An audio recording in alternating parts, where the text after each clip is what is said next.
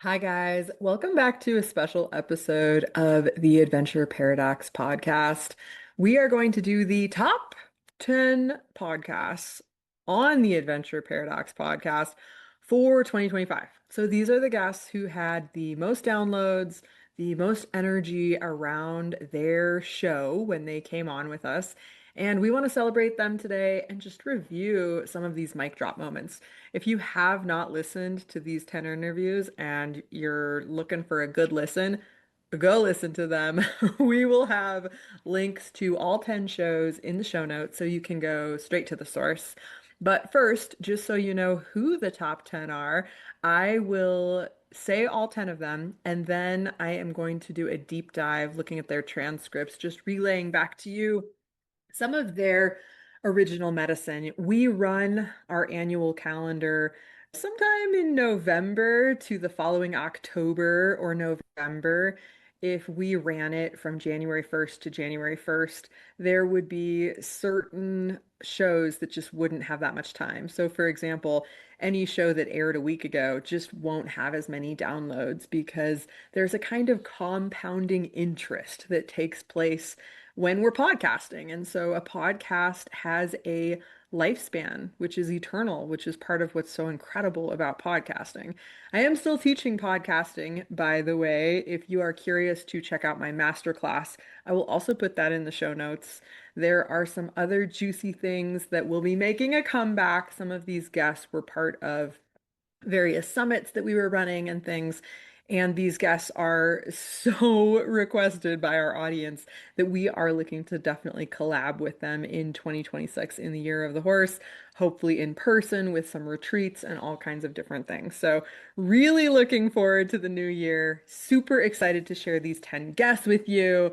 And in a nutshell, let me tell you who they are, the top 10 for 2025, our podcast annual year, which again began in November of 24. Sherle Stevens, the incredible Sherle Stevens, who wrote and published her first book in her 80s, who is also a champion for the Camino. We will talk more about her in just a moment.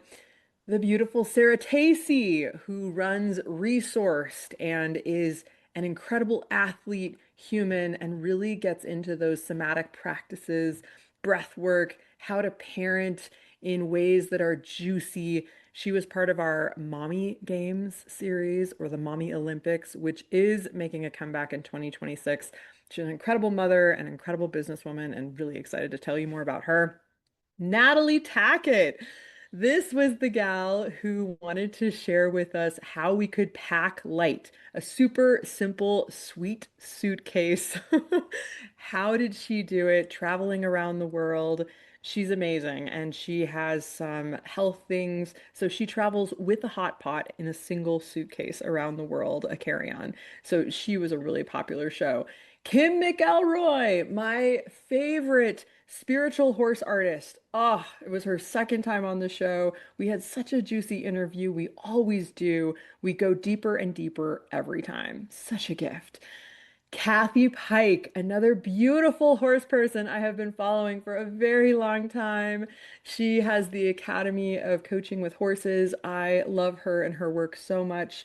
We really talked a lot about older horses and how we partner with them in a different way throughout time.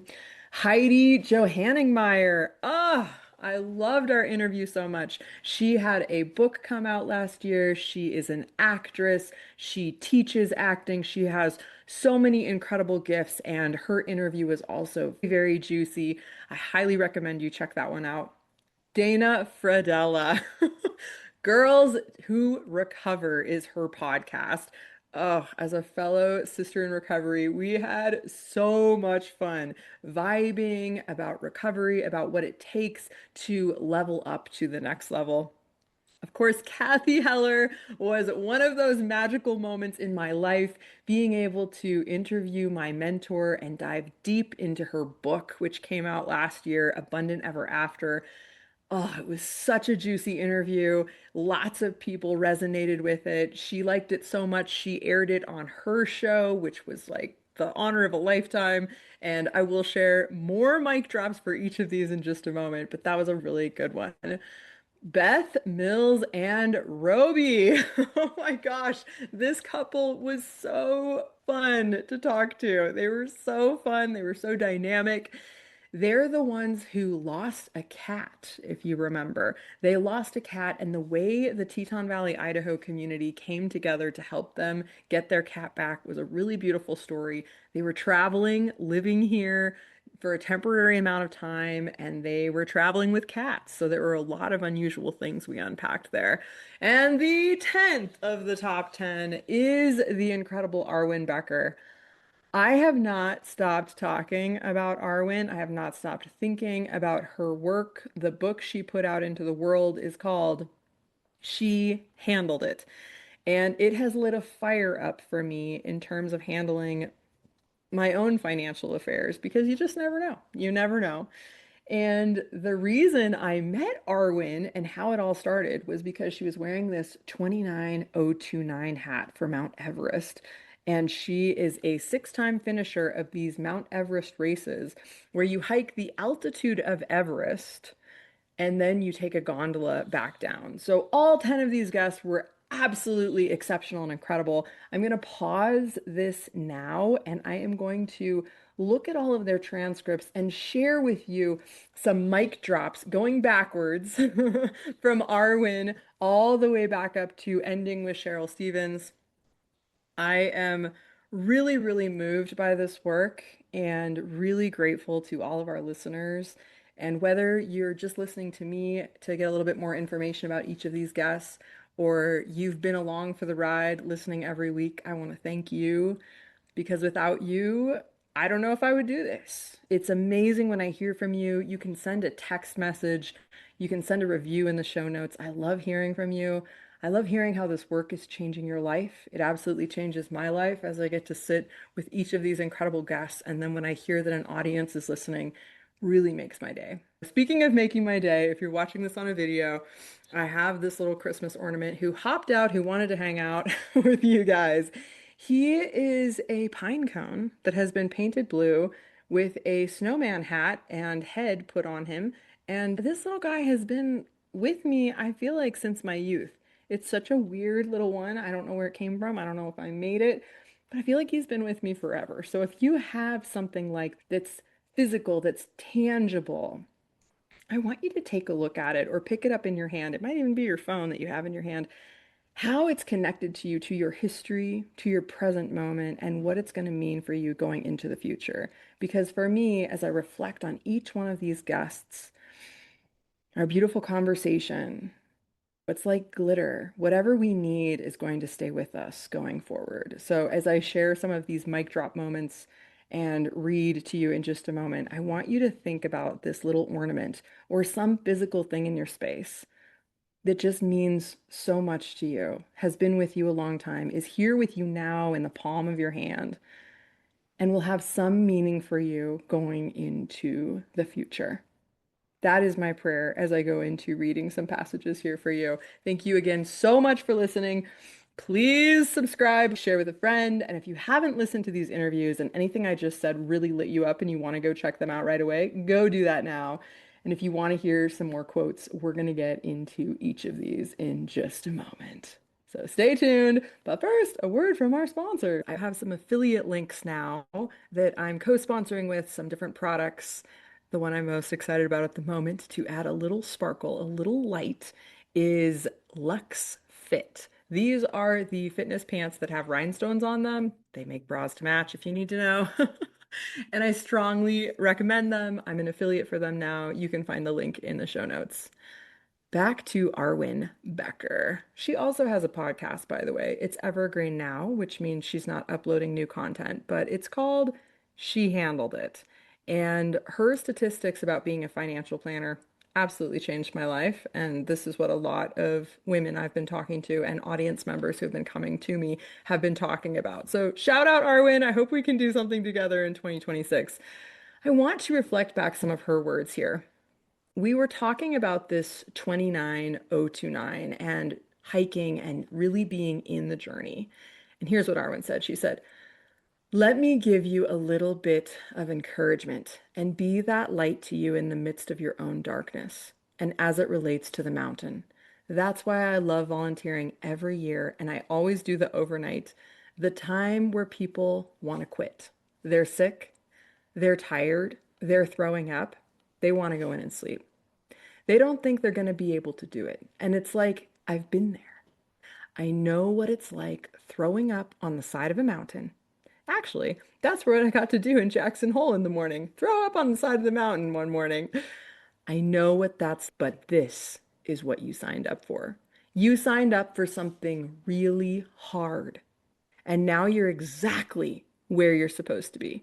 So let's make some choices that we're not going to regret 24 hours from now when this is over and get you what it is that you came here to achieve. Whether it's a red hat, not everybody comes for that. But that's really how I look at the whole span of life. It's about achieving things, but it's not just for the sake of us achieving things. It's that when we can turn around to somebody else who wants to accomplish that and how we can be a light to them in the midst of their own attempt and effort to get there. Whoa! She sent me her book and it sat on my desk for about a month. And then I was headed to a Women and Wealth conference. And I thought, what a better time to read a book by a financial planner who specializes in supporting women to prepare for retirement over age 40, which I am now. Her book changed my life. I couldn't stop talking about it. I couldn't stop talking about the great wealth transfer, which is coming, if you don't know that. I couldn't stop thinking about the fact that 80% of women die single and 80% of men die married. And this tradition of, if you're married, ladies, our gentlemen or husbands handling most of the finances. The reality is, whether we handle it now or we handle it then, at some point, we're probably going to handle it. That was a light. She passed that on to me, and she's passed it on to so many of you guys. And if you're looking to do the work, I strongly recommend her book. It is my gift of the season that I'm giving to people. It has totally changed my life and the way I think about finances and being prepared. In the same way, we're having this conversation about 29029, and you want to hear the whole interview, believe me. And she talked about why they have certain equipment that is required now. Duh, I'm a lifetime mountain guide climber. There are certain things you don't go out there without them. Or if you do go out there and you're out there for a long time, inevitably you're going to recognize why those are required. For example, a rain jacket and a headlamp and some sort of whistle to call for help. And if you're in bear country, bear spray, etc., etc., etc. So, anyways, I really was moved by my conversation with Arwen. It has been a huge rock star conversation for me. Please go listen to the whole episode if this resonates with you. And let's go on to our next guests. Okay, the next one we're going to talk about is Beth Mills and Robey NeJame. These guys were so fun to interview. They're a young couple working remotely, traveling across the country for a year with their cats, and they lost one of their cats. And again, you're going to want to hear the whole story about how they came together. They were so funny introducing each other. It was such an endearing young couple love experience interviewing them. It was really cute. Just their banter was super fun. And I'm going to read a little bit of it because I was asking them, like, what's it like traveling with cats and finding Airbnbs all across the country? Do you have to do a deposit? Beth says, no deposits. Thankfully, everybody trusted us, which we appreciate. I think it had to do with our intro message too. But the main objections that we came across were, yes, furniture. And then the other one was cat allergies, which I can't really argue with that one because there are a lot of people with cat allergies. But those were the two main objections. But we were also traveling with a bunch of scratching posts. Yeah. So we don't run into too many issues with scratching furniture. Again, very lucky there. I love that. I love how responsible these guys were with knowing what their cats needed to travel with them and also knowing what hosts would need. So being responsible traveling with their scratching posts. And again, they're just so endearing. I don't know what the intro message said, but they had me at hello. They also had to put a cat down while traveling. Oh, so sad. And so they talked about, again, these are in Beth words, leading into like how wonderful this community is here. We could not have ended up with a better vet. We did not know them from the moment we walked in, but they took care of us, gave us all the time that we needed. They let us bring Noodle in to say goodbye. It's their other cat. They made us little prints of his like nose and his paw, and they took care of us in the best way possible. Yeah, of all the places for the worst thing ever to happen, this was the right place. Oh, wow. Heartbreaking. Oh, just those moments. I'm like reliving it again. And also, one of the themes of the adventure paradox is be prepared, which we got from Arwen. But in this one, you're going to find the right people at the right time. There are some things you just can never prepare for, like when it's time to say goodbye. You're in that moment, you're going to be with the people you're supposed to be with. So that was really powerful. I'm not gonna say any more about how they came up with all these different traps and how the whole story unfolded. You got to listen to the whole interview to understand what happened with how they lost this cat in an Airbnb and why it was so difficult to get that particular cat back and why it took so many extra days and weeks and so on, and that they extended their trip and really made this huge impression here in the Teton Valley, Idaho community as a result. It's so powerful. It's so good. You're going to want to hear the whole thing if you're looking for one of those good comeback stories and that everything works out as a happy ending, but also this is life and things happen when you take a journey, when you sign up for the adventure. Let's remember what you signed up for. So, thank you guys so much. Loved interviewing you two. I hope you start your own podcast, especially if you start traveling again, and even just to let people know how to travel with cats. You guys have so many gifts, and we loved our interview, and I hope we get to see you again in 2026. Okay, this next guest, Cathy Heller, this was an all-star moment in my personal podcasting life and in my life as a whole.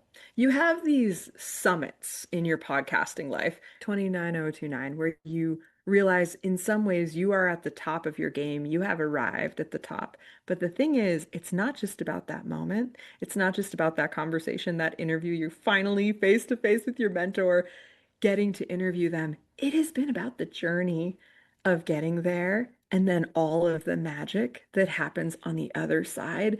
And then there's another summit because life is all about not only false summits, true summits, real summits that we sign up for, that we go for.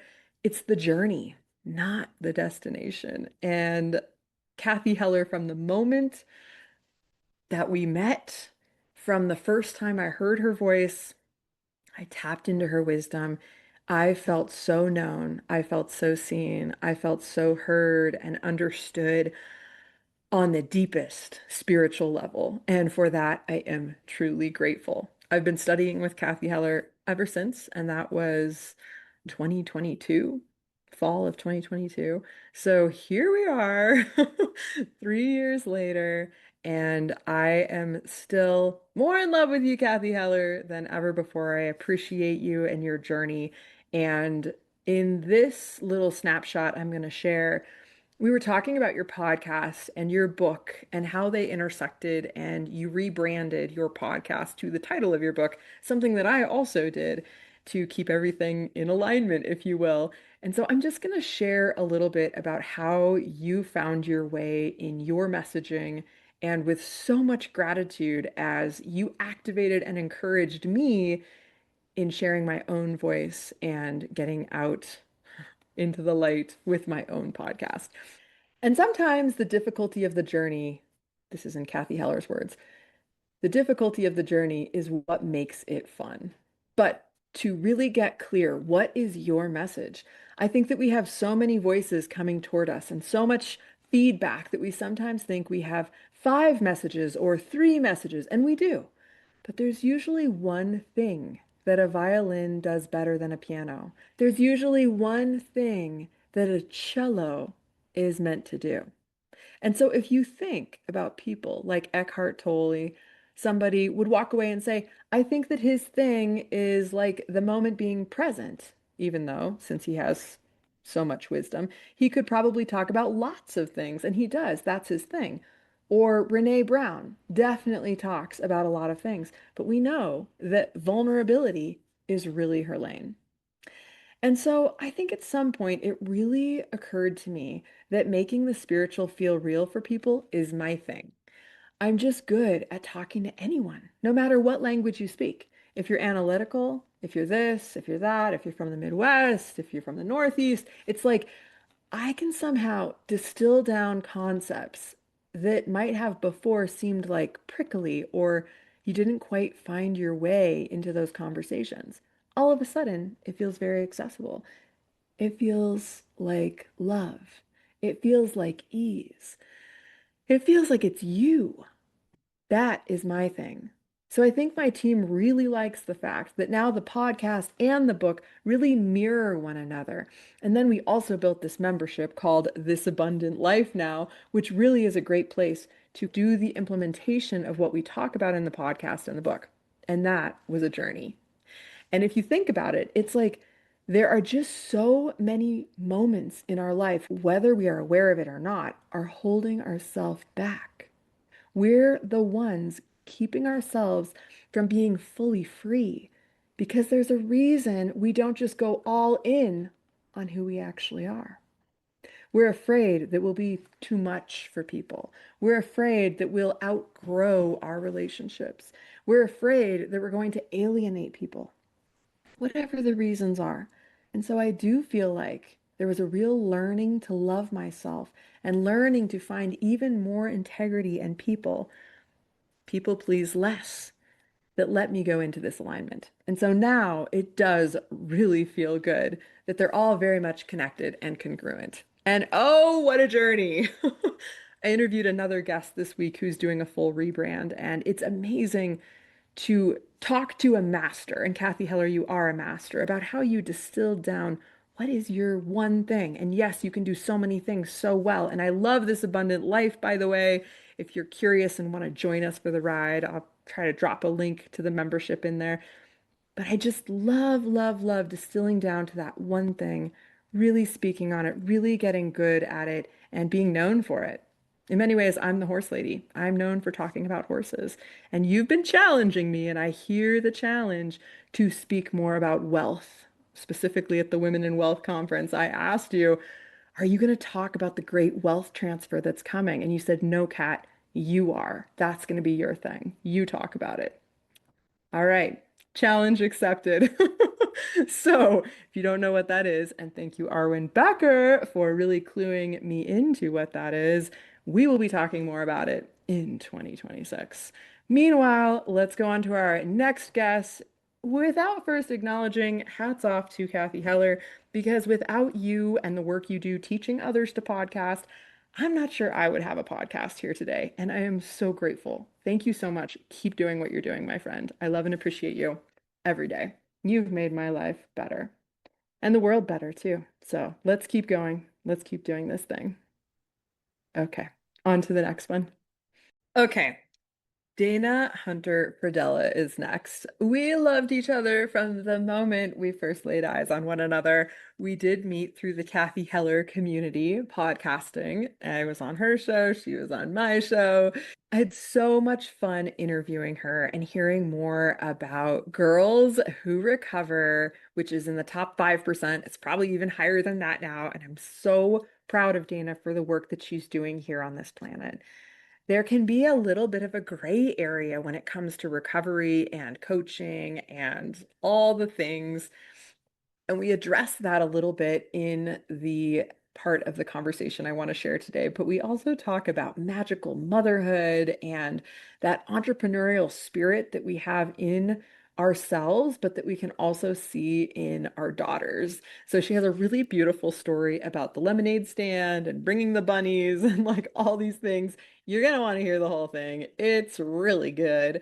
But let me just share right now for a moment a little bit more about the distinction and how Dana supports women, especially women in recovery who are also entrepreneurs, to level up. This is in Dana's words.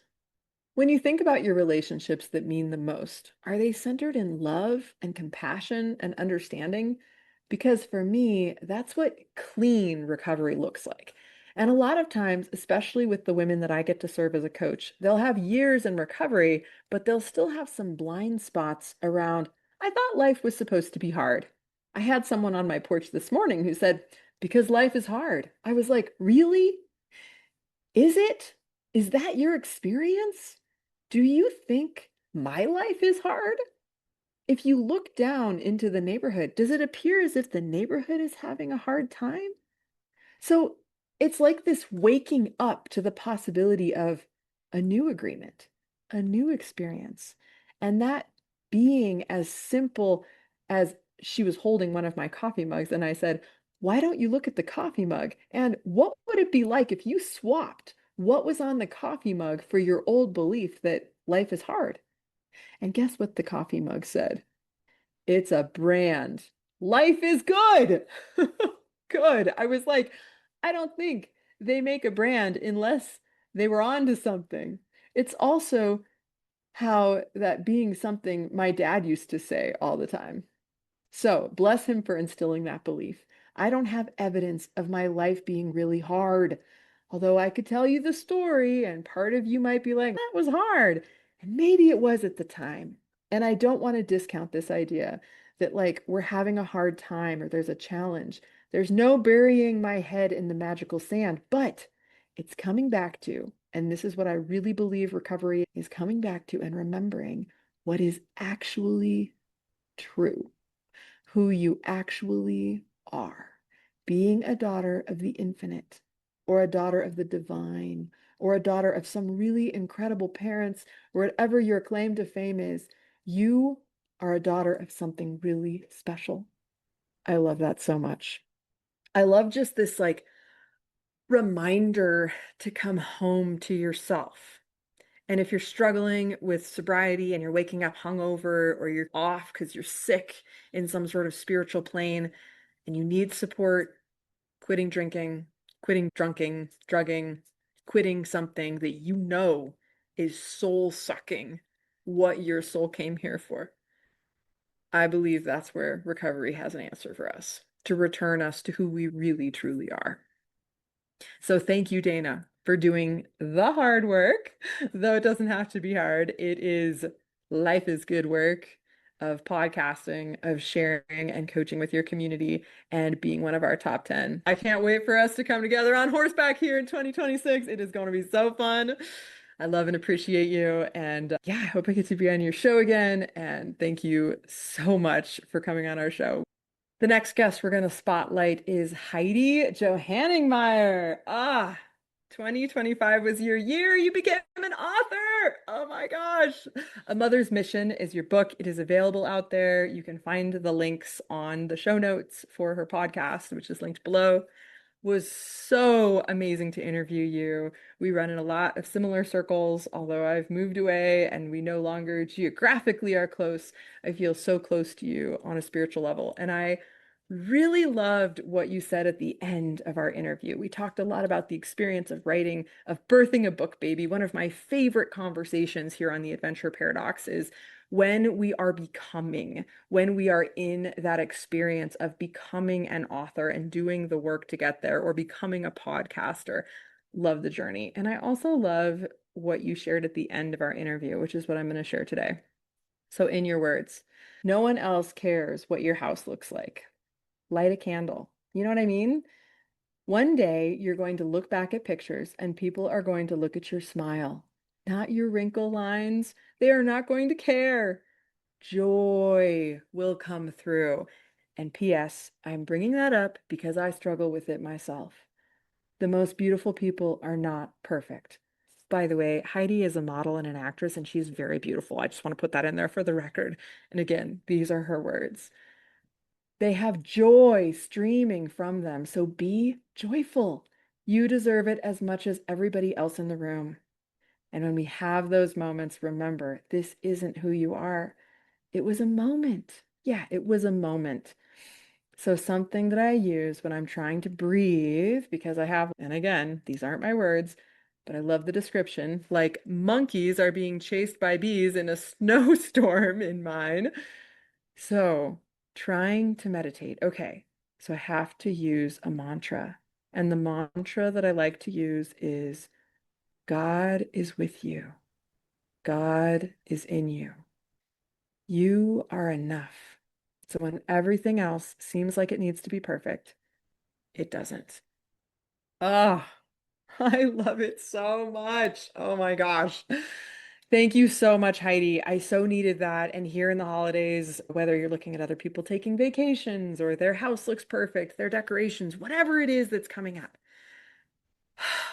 I love that reminder to just tap into your own light, your own joy, your own meditation, not to worry about the wrinkles and really be present to this moment and to each other. Remember, God is in you.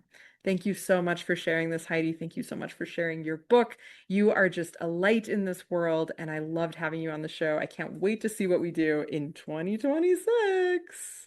Maybe some horses. I know we're both horse girls. Let's do something with horses. It's the year of the horse. Okay. Another one of my mentors that I got to sit face to face with and share this beautiful work, Cathy Pike. She has been in the horse coaching with horses, equine assisted coaching, horse therapy, spiritual horse workspace for a long time. And getting to work with her was truly magical. I had so much fun. I can't wait till we meet in person, by the way.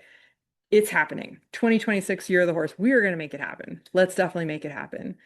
In our interview, we did a deep dive into the work. I shared earlier, we talked about older horses, and we really talk about the journey of a horse's lifespan and a human lifespan and how they intersect. And you're going to want to hear the whole conversation.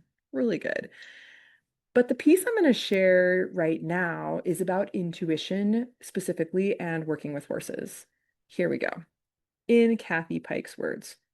So I always put my intuition to the side and kind of tried to keep a lid on it, so to speak.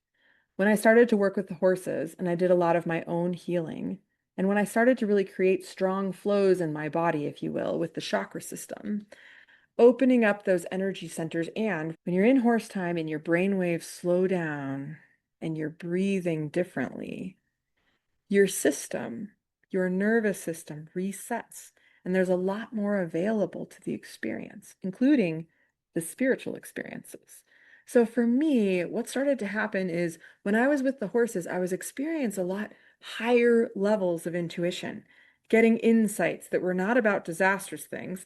And then what happened was because I became a more connected person to my higher self and to the realms of consciousness, what happened is I had this beautiful little cottage that we all met in, and it was like up to 10 people maybe, and I would be lecturing, and people would say, "Would you repeat what you just said?"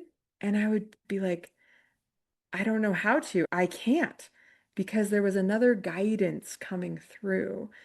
It felt to me like the greater horse consciousness was speaking through me, even in the context of this work. So I would say things, it would start to flow in a way that I wasn't having cognitive. I was in my brain and going, yeah, but it's not like I could recall and repeat exactly what I had said. And so that's how it started actually, was actually teaching. Very cool. I keep going, but this leads into her work, into her book. I loved our conversation into her Oracle of the Sacred Horse cards. So good. So much incredible work that you have put into this universe. I am eternally grateful to you. Thank you so much. And I really hope we get to hang out with horses together in 2026. Putting that out there, you're the horse again. We'll see you then. Definitely check out the full interview below if this one resonates with you. And now we'll move on to our next guest. We are back.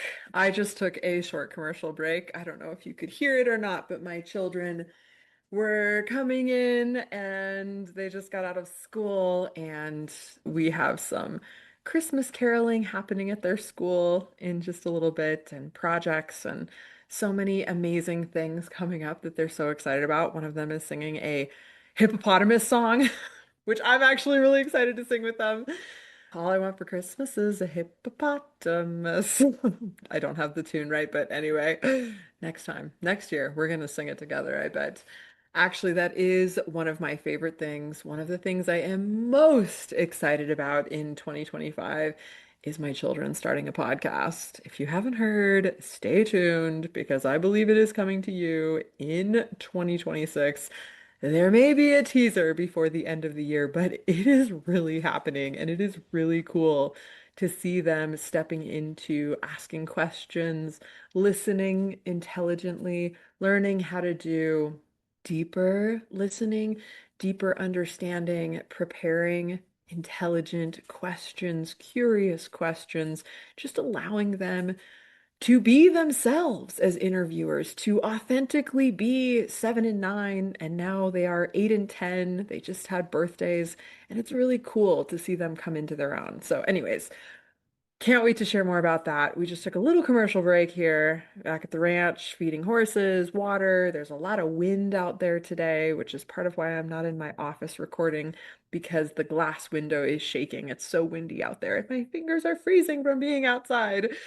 And this next guest we're going to talk about knows all about it because she too has had horses at home. And if horses at home is something that interests you, or somebody who's curious about what it's like to have horses at home, or is thinking about bringing horses home, I really feel a course coming through in 2026, the year of the horse. We're going to be doing a lot of horse stuff in 2026, in case you haven't figured that out. And this next guest is a horse guest. She has been on our show twice. First, in our first year, when we were still Horses and Mountains and Dogs, oh my, that was my original podcast. Horses, Mountains, and Dogs. Oh my. I loved that you could do three emojis for that. Going back to Cathy Heller and her experience of Don't Keep Your Day Job being her first podcast and then rebranding to the Cathy Heller Show and eventually to Abundant Ever After. What's in a name, right? And ultimately, you find the right people, you attract the right people, and great marketing attracts the right people and repels the wrong people. So it is interesting being undercover of the adventure paradox and who are the folks who are like, oh yeah, I get that and I'm still into it and I want a part of it, and who are the ones who are like, I'm not sure that's for me, right? You find the right people, and these top 10 guests, and Kim McElroy, who came back for a second interview now that we are the adventure paradox, and it was such a gift to be in her energy, in her magic, to share it with our audience again. And I know you guys feel the same way because this one got more downloads than many others. And again, all of our guests got a lot of great downloads and brought in a lot of great things this year. And we're so grateful to every guest on the Adventure Paradox podcast. But these top 10 I really want to highlight. So, Kim McElroy, here she is. We talked in our last interview about the loss of a horse. I was pretty recently coming out of putting down my first horse and some of the magic and experiences. And again, that interview was back in 2023. But this interview, we cover some different aspects of the firsts and her artwork. She's an incredible horse artist. If you don't know her work already, you have got to go check it out. And hopefully in 2026, when we do the Spiritual Horse Summit, and my dog's literally just opened the door. The wind is appreciating that. So I'm going to go close the door here. Open door policy on the spirituality of the horse, closed door policy on having good audio recording. So let me go close that door and come right back and read some of Kim's words to you about when she first brought her first real horse home and what that experience was like. Okay. So, to understand the piece I'm going to read you, let me read you my question prompt first, and then I'll share Kim McElroy's words. So, I asked, what was your experience with Dharma? Dharma was her first horse, and connecting with her emotions as an ex-racehorse. So, here's Kim. Yeah, I was completely new to horses in general. I'd been a horse lover all my life and drew them in my art. And at that point, I had my art career for several years. And people always would say, how can you possibly draw that if you don't live with horses? And I was like, well, I am one. It's just a part of me. But on the other side of it, the physical reality of horses was very new to me. So when I rescued Dharma, when we bring an animal into a better way and away from the stress of her competition, but also her, I would say, her loneliness, then it was a new beginning point of completely starting from scratch. So I didn't even understand how to handle a horse, much less how to handle a horse that had challenges or confusion or was in a fight or flight, basically. Yeah, so through all those experiences, I began realizing that there was something big that was not just what people were telling me was something she was misbehaving or that she was not confident or this or that, all these labels that people put on horses. And very soon after that, I mean, I credit her so much with leading me down into the path, not down the path, but into the path of sentient communication because I had to find answers because she was unsafe in many ways for me to handle and to provide her with the loving home that I wanted to give her. And people told me, she's not rideable. She's not safe for you. And I'm like, that's not what it's about. And I never even really was born a rider anyway. I just wanted to be with her. So, long story short, over time, she also introduced me to the concept of animal communication. And at that time, finding animal communicators, which in that era, that was 1995-ish, that was a beginning concept. I heard the other day someone in the profession of horse training, she said, now animal communicators are everywhere and every barn has their animal communicator. And I'm like, that's just amazing and so cool. But back then it was unique. And so I tracked down someone, and she was a gifted communicator for Mount Shasta named Sharon Callahan. Little put a pin in that. We got to see if we can interview Sharon Callahan next year. Circling back to you on that, gal Kim. And she did flower essences and healing work. And that was all completely new to me. And now it's like it's in my back pocket all the time. And she was the first one who introduced me to the concept right from the get-go when I described Dharma's behaviors without even knowing me or what I was going through in my life. Her first question was, wow, do you have anything in your life that is stopping you that you're bolting away from or that you're freezing and getting anxious about? And I was like, what? Mm-hmm. And it was just astonishing. It never occurred to me. This was all new. Now there's neuroscience to prove all this and heart math and everything, but that was new to me and it gave me a different perspective. And then that conversation, probably about a year later, Linda Kohanov, who's also been on our podcast back in 2023, reached out to me because she met Sharon Callahan and heard the story about Dharma.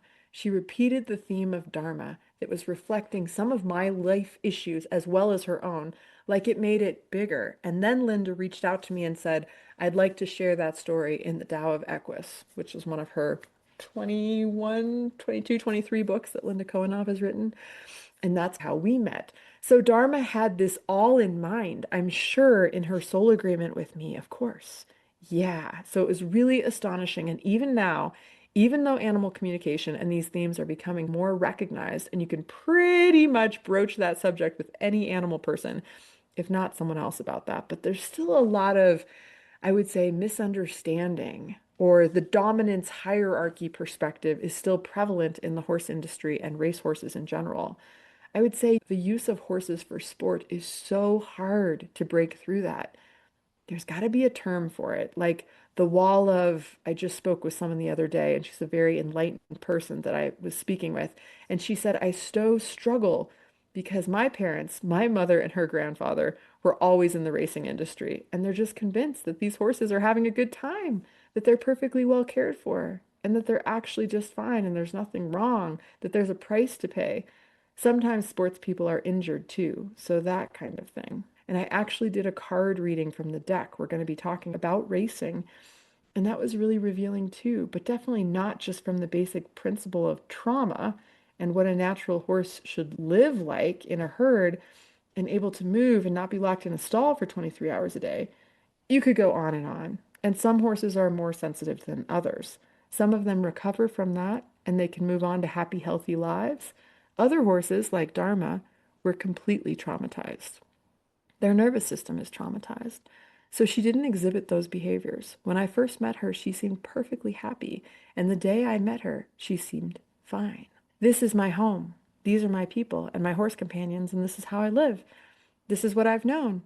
But then when she was in any kind of unfamiliar situation, like moving across country in a trailer and having a fractured knee from racing, where she couldn't walk down a ramp or move in the way that helped her feel secure. That compromise exacerbated her her trauma. Okay, it goes on and on. I could keep going. I read a little longer than I thought I was going to, and oh, we really touch some really deep aspects of the horse world. That again, in the year 2026, horses, you got five horse people, you got six horse opinions, and they're all right. As in, every single one of them believes they're absolutely correct, down to their bones. I'm so grateful for Kim's perspective, for sharing what she sees, how she sees it, and for every voice in the horse industry stepping up and sharing what they think is right, what their experience is in working with their horses, the horses I believe each of us are called to be with in this lifetime. Not necessarily riding, not necessarily racing, but really being with, and the incredible growth available to us when we seek horses on a spiritual level. I believe when we shape up spiritually, everything else follows. I have so much more to say about this. If you find this interesting, you're definitely going to want to check out my domestic animal quiz, by the way, which you'll find below. Are you a horse person? Are you a dog person? Are you a cat person? I've come up with a questionnaire based on your lifestyle as you're living it right now that you're totally going to want to check out. It is my little piece of art. Hat nod to my artist friend, Kim McElroy, who is such an incredible artist, but such an incredible spiritual intuitive, and her stories and her wisdom and her magic. Oh, I loved having you on the show. We have not met in person yet. I really hope 2026 is going to be our year. Putting that out there. Okay, next guest. And thank you so much, Kim, for coming on the show, sharing your magic and medicine. And shout out to Dharma, too, who is such a gift and with us all in so many realms. Okay, our next guest is Natalie Tackett. You know, what's really interesting about Natalie is that her business, her main squeeze, is actually being a decorative and restoration artist. That's what she is by trade. That's been her heart. She's an artist. And as one of her clients calls her, a fancy painter. But she travels the world and she is also part of the weight loss transformation story, which is another main squeeze of the adventure paradox, is what does it take to climb that mountain of really finding yourself at a not so healthy weight and doing the work of getting back to a healthier weight. So I'm going to share this, which came up a little bit unexpectedly because she started this YouTube channel that went viral overnight for capsule dressing. So here it is, in Natalie's words. I've been creating capsule wardrobes for travel for about 3 or 4 years. When I first heard about it, because I thought, oh, that makes a lot more sense than what I've been doing. And the impetus was that I took a trip to Turkey with some friends from college, and I had to pack an 8 kilogram bag, and that was it. And for US people, that's about 17.65 pounds, which is not a lot more, not a lot when a standard piece of luggage usually weighs about 5 pounds, if not more. I think she meant to say 35 pounds. I'm reading the transcript. So, anyways, that's really what did it for me. But I've been creating capsule wardrobes to be able to just travel with the work that I'm doing. And now it just morphed into having to travel for work all the time. And then my international travel experiences, because I also travel for training and for inspiration. So that's how it all came to be. And now it's really taking off. And so then I ask this question. It's totally taking off. And let's go back to the origin story because why did you have to pack only 18 pounds? Why? We were going to Turkey and we were going to be moving from place to place. And also, Turkish Airlines has a requirement. I could have a checked bag, but we were also concerned about actually being able to get your bags at the airport because we had a really tight schedule and connection. So I just figured I'm going to challenge myself to do this, and I would be traveling by myself on the way back. I'd be flying from Ankara back to Istanbul and then Istanbul back to Atlanta. So I really, in a strange country where I didn't speak the language, I did not want to be held down by a bunch of luggage and baggage that I'd have to ask for help with.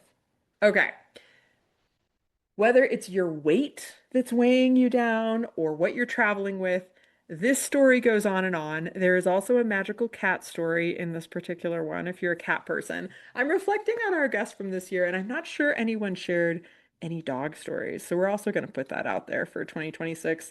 Horses and dogs go together like bread and butter. So, anyways, you're going to want to hear Natalie Tackett. If you have some travel coming up and you want to figure out how to travel later, she has just incredible perspective on how to do that. We loved having you on the show, Natalie. I hope we get to do something in the year of the horse. And thank you so much for sharing your gifts with our audience. Okay, our next guest is Sherle Stevens. If you remember when I got certified as a life coach back in 2008, 2009, Sherle was the one I worked with. She was my coach, and we have been friends on Facebook ever since. And I saw that she had this book coming out, and I knew we have got to interview you about this book. What have you written here? What is going on? I feel like it's an appropriate time to talk about this because it's the holidays. And she talked about it being Christmas time when she turned 86. And she decided to start writing this book about her relationship with her daughter. And a lot of folks don't want to talk about estrangement. They don't want to talk about doing the work of recognizing that relationship might not be for you anymore.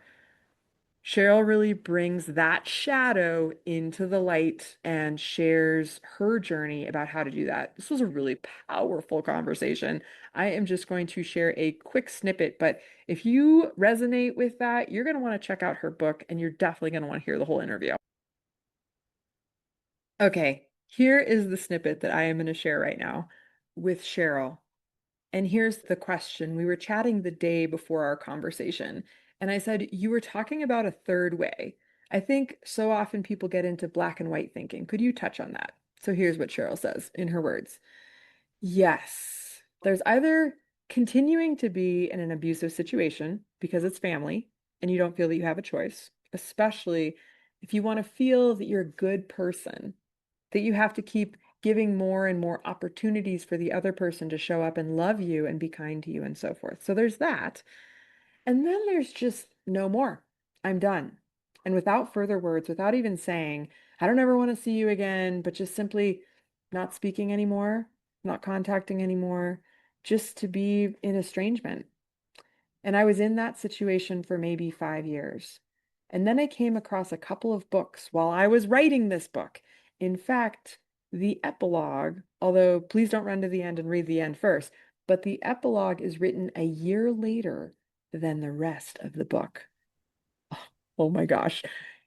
Her book, Life Changer, gave me a brand new perspective, not only on that third way, but like really seeing myself in my family relationships, having a better comprehension of estrangement and of what it looks like when we're trying really hard to have a relationship with someone who is essentially giving us estrangement vibes, or vice versa. And then looking at the relatives who really want to be in a relationship with you and the friends too.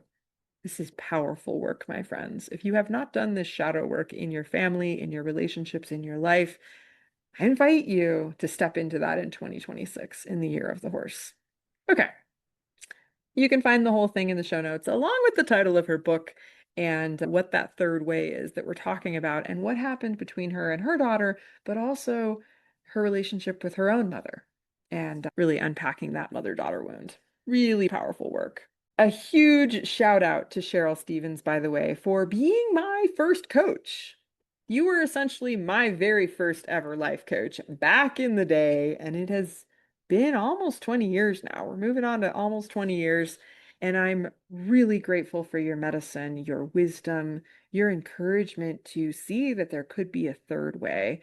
And I thank you and love you so much. And thank you for coming on the show. It was an absolute honor to get to interview you and stand behind you in your magic and wisdom. Okay, we're at the finale, the 10th guest. In case you've been counting, here she is. It's Sarah Tacy Tangredi. I have actually been studying with Sarah this fall. She had a course come out called Resourced. She also has a membership program launching in 2026. She was part of my Mommy Games Olympics series. You're definitely going to want to follow Sarah if you are struggling through what's going on with you as you're mothering, as you're showing up in your business. She has some incredible medicine for really tapping into that. So the piece that I'm going to share right now has to do with an Instagram reel I saw of her having a pillow fight with one of her kids. So here we go. I'm going to share some of that. Hope you get a kick out of it. And then I definitely hope you check out, and I'll drop a link down here, her membership program, Juice, which is super cool. And also the Mommy Games. I'll put that in there so that you can hear all 13 of those speakers. Heidi was actually part of that as well. So that was a really beautiful run for us. And I'm just super, super grateful for these guests coming on this show. All 10 of you really made this year incredible. So let's hear a little bit more in Sarah Tacy Tangredi's words. Here we go. All right. We're going to pick up right here. This is in Sarah's words. Because I think it is not unusual that women feel like they're there to keep the peace or to keep order or to organize everything in the family, to schedule the things, to really suppress our emotions and push on and push through. And so I have this evening, and at some point, like I'm on all fours across the fire from Sarah Jakes. She's at this spiritual ceremony. They're all in black around a fire with ash on them, where I'm staring. We're like lions staring into each other's eyes. And it was just so freeing. And the next day, I get home, and my two daughters are just going at it. And my older one in particular was really poking the younger one. And the younger one's, but I love you. Sometimes the younger one will actually turn on the charm to show that she's being the good one. But she's, but I love you. And I'm seeing that the older one is like really just in it for a fight. And in that moment, I could say, you want to fight? You want to go? Because I realized that she was not looking for me to be, she was not looking for a peacekeeper. She had a fight energy in her, and she needed to be met. And to be clear, as an adult, I am not actually using physical force that would ever hurt a child. I am more there to say, I can meet you in your fight. I can be regulated and I can be in my body and I can have a choice and I can have control as you have this fight energy. And guess what? In this space, you're safe to express it. And when I give her room to express it, then she doesn't need to fight her little sister and she doesn't need to come up against everything we say. My mentor has said to me before, I remember the first time she said this to me, like, so what do you do for a fight outlet? What do you mean? And she's, everybody has the need. We think fight or flight is only in dysregulation, but we can actually have a healthy fight and flight outlet woven into our days and in our life. And that might look like travel. It might look like going for a run, pushing weights, dancing, and like really expressively dancing or shaking your body or jumping up and down so that it doesn't always have to come out verbally. Oftentimes, our nervous systems are just dysregulated. And then we look for a reason to be upset. We look for a reason to be mad. And so within seconds, my oldest daughter was on her back and she's giggling and we're rolling around and we're having so much fun. And she just found herself being met.